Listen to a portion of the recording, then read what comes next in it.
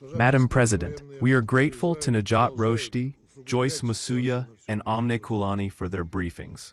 Madam President, Israel's military misadventures continue to exacerbate the situation throughout the Middle East.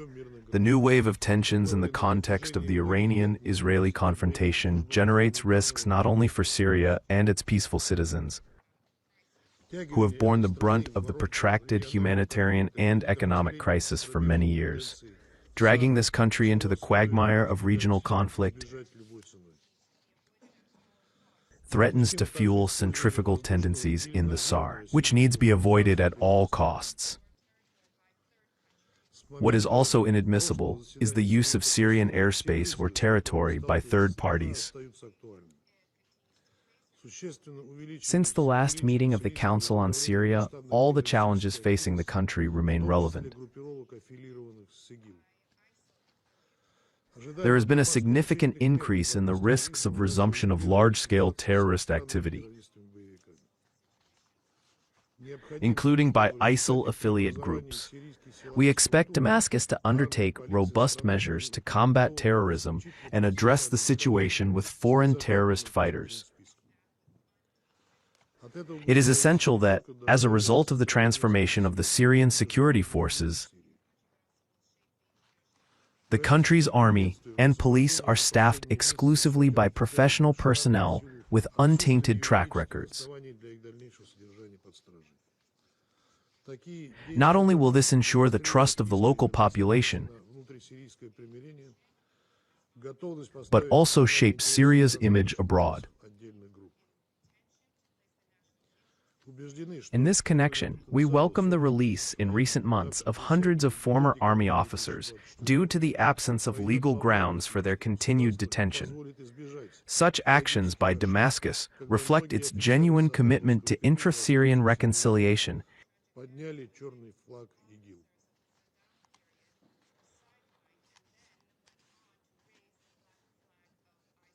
and its willingness to put the national interests above the interests of certain groups. We believe that leveraging the capability of hundreds of thousands of military personnel who took the oath of allegiance before December 2024 is something that will benefit the Syrian state and help avoid the tragic mistakes made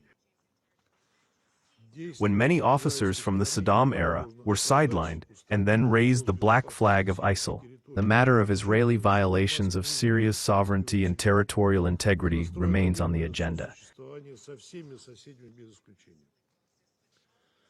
We call on Israel to immediately revert back to stringent compliance with the 1974 Disengagement Agreement, and to withdraw from the buffer zone and the adjacent territories, as well as to cease shelling Syria.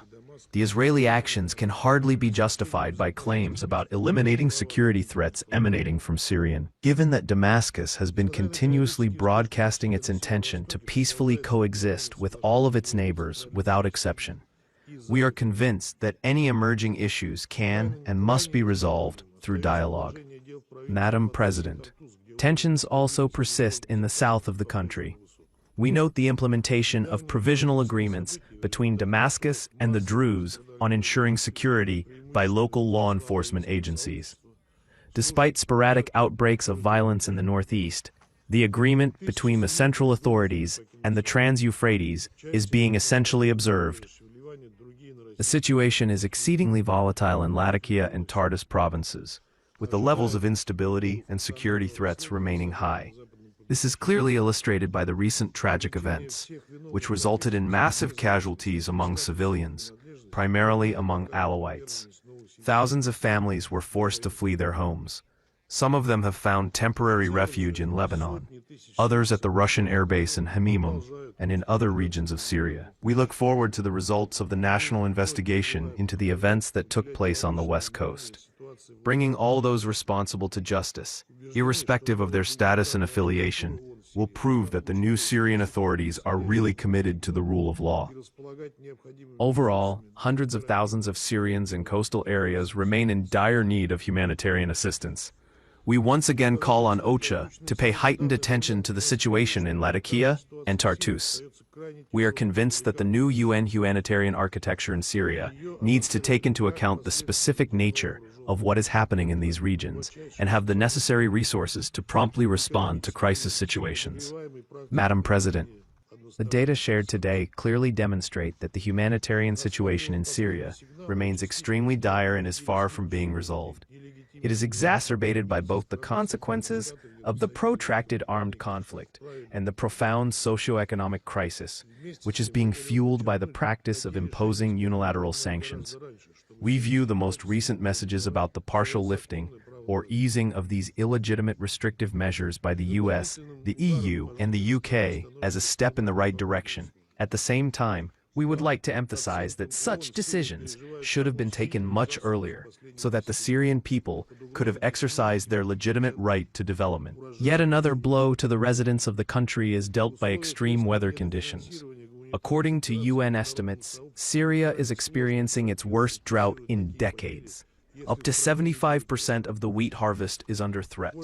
Amid the drastic underfunding of humanitarian operations, it will be extremely difficult for the international community to offset such losses if there is no harvest in the country. Moreover, the onset of summer heat increases the risk of infectious diseases spreading.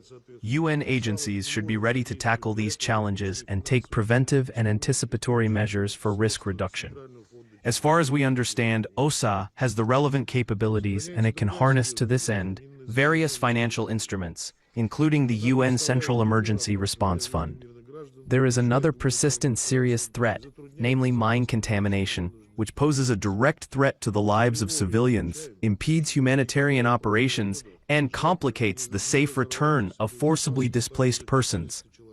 We note with alarm that since December of last year, 400 people have been victimized by unexploded ordnance. 1/3 of them are children. It is essential that the Syrian government and specialized international agencies need to step up their efforts in clearing mines and raising awareness. We highly appreciate the efforts of UN humanitarian agencies in Syria aimed at saving people's lives. We believe that what is particularly needed in the current circumstances are food assistance programs and efforts to restore health and water supply sectors. At the same time, we are very much concerned by the underfunding for the UN humanitarian appeal. There has been received only about 13% of the $2 billion requested for the period from January to June 2025. The lack of resources is already generating grave consequences. What is crucial right now is to consolidate the efforts by donors and the international community. We cannot allow millions of Syrians to be left without support at such a critical juncture. Madam President, we advocate a political process with the involvement of all ethnic and religious groups and minorities in Syria, with the support from the United Nations and in accordance with the key provisions of Security Council Resolution 2254. We view this process as a linchpin for the restoration of the sovereignty and territorial integrity of the Syrian Arab Republic.